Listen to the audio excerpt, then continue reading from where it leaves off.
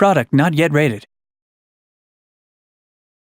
Hey guys, my name's Tomasz Gop. I'm an executive producer at CI Games working on Lords of the Fallen, our action RPG that's been in development since 2011 and it's going to come out this year on PlayStation 4, Xbox One and PC. Let's roam a little bit around Old Monastery, and in the meantime I'll tell you about some crucial ideas that drive the development of our game. First few combat encounters you will see here focus around faster and agile opponents, so I'll try to use lighter gear and maneuver right. For example, trying to get the perfect positioning and perfect timing for an effective critical strike. It requires a little bit of practice, but is well worth the effort. The world we set the game within is very old, and the legend has it that a couple thousand years ago, people have fought and successfully defeated their god together with his demonic army, and it's since then that they believe evil can be completely cast away from human nature.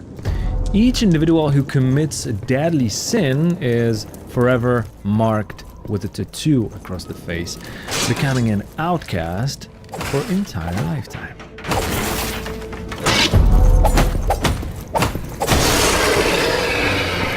Anybody here?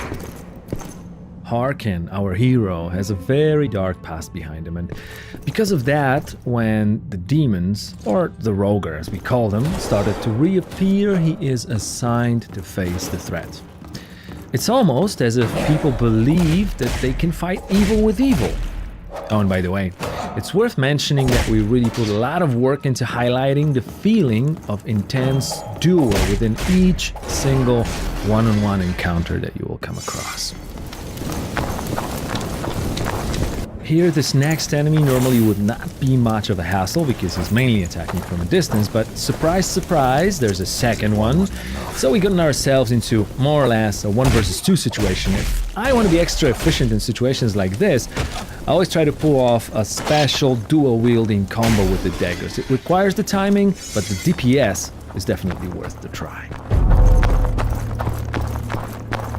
The game will also unlock new worlds for you to explore once you advance on the story path, but the ones you just left are not locked away from you. It's not only possible, but also very encouraged to re-explore the places you've already visited, and the new areas will open up, presenting you with new loot and new opponents.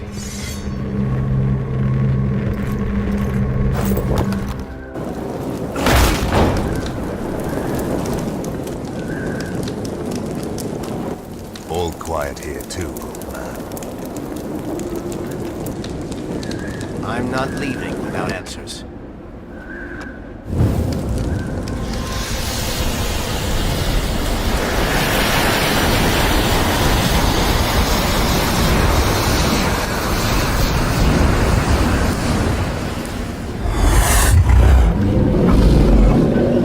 This one here is a different type of opponent. He's bigger, stronger, more aggressive, but also he's not defending himself, so we'll try a different type of timing with this guy, using a heavier gear. Since we're not a slasher, certain things will not work, like mashing the button, for example. Blocking, well, that probably won't get you far in the long run. So let's set the pace right here. I'll get in, wait for a time to deal slower and stronger strike, then get out, rinse and repeat. It's quite useful with heavy weapons like this hammer, and you can even charge the attacks. Another one bites the dust.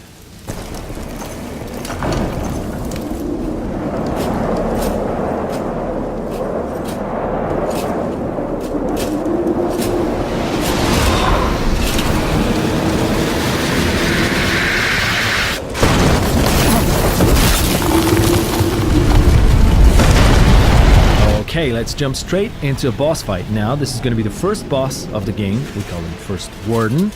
And we wanted him to resemble an honorable knight, fighting and obeying his demonic codex. Gameplay-wise, our goal was to mix action with RPG in a way where all elements, including story, world, and characters, revolve around the user experience. In our case, that means combat and character development. Basically, there are two main pillars of combat in Lords of the Fallen: melee fighting and magical, supernatural skills. The first one is fairly tactical and rewards players who like the feeling of learning and that special sense of becoming proficient at game mechanics. The magical side of Lord's Combat, on the other hand, even though it's not covered in this video, is designed to feel very spectacular and powerful. But that is also not the only reward that counts with using it. Our goal was to give players the means to distribute the process of learning how to play the game along the time they choose. You'll always be able to use magic at times when the difficulty spikes, so it's up to you if you want to use advanced strats instead, especially if that might get you a better loot. There are 3 character classes that you can choose from at the start of the game: Warrior, Cleric and Rogue, and they will determine the set of spells that manifest your playing style.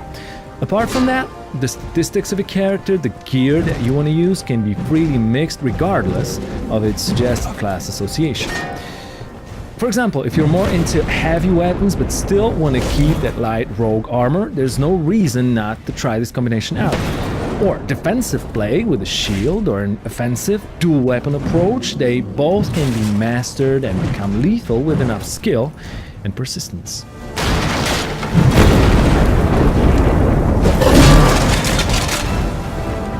The last stage of the first Warden fight is where it gets interesting, because we finally managed to destroy the shield, making him a bit more vulnerable. At the same time, we pushed his aggression a little bit over the edge. If you remember not to get greedy and deal too much damage at too short amount of time, you can make it.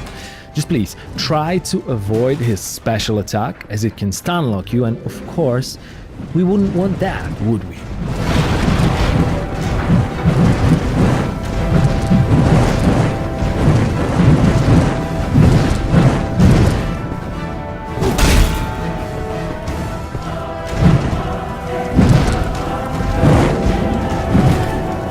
Thanks a lot, guys. That's the first gameplay from Lords of the Fallen, and of course, there's way more to come, so keep your eyes on our website and fun page.